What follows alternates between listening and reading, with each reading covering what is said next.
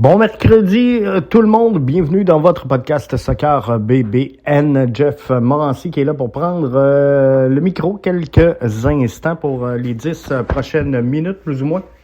Donc c'est fait, c'est confirmé, c'est officiel. Un club de la région de Montréal sera des rangs de la 8e saison de la Première Ligue canadienne en avril prochain.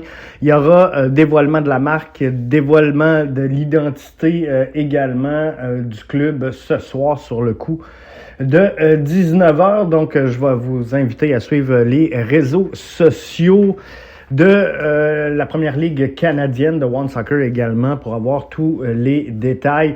Donc, premier club en sol québécois pour la Première Ligue canadienne en 2026 lors de la 8e saison. Il est à temps.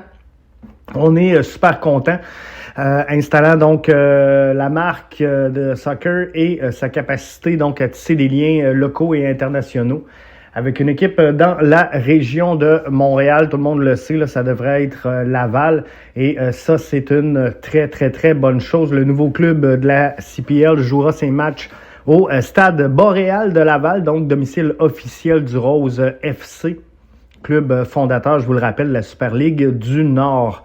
Ça devrait être très, très bien.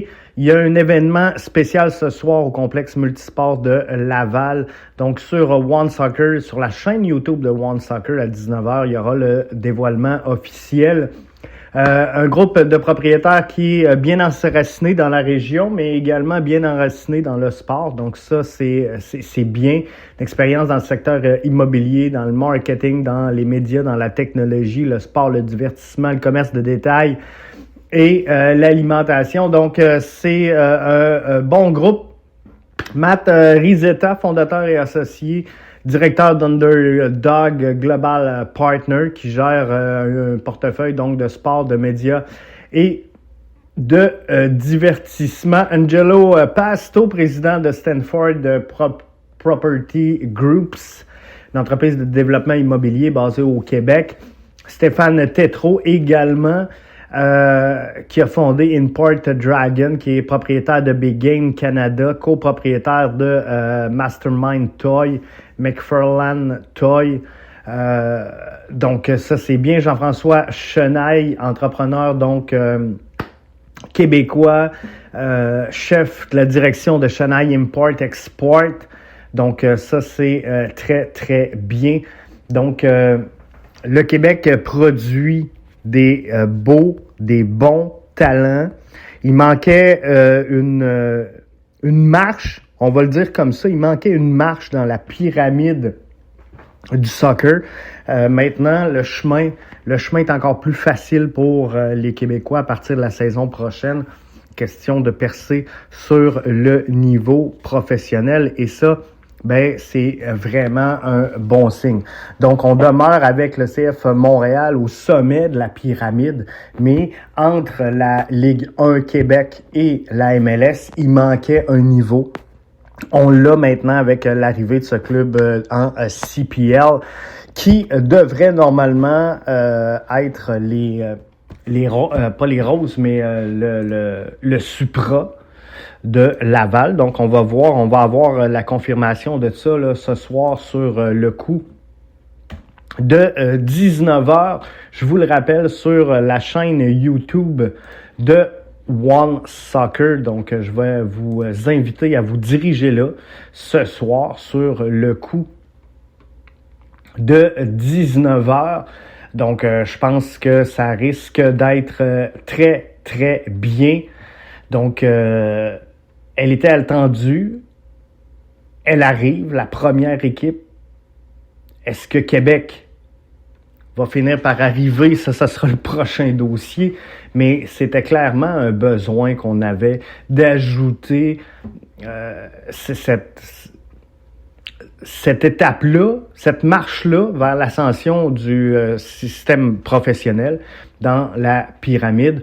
Donc, sincèrement, ça risque d'être de quoi de très, très bien.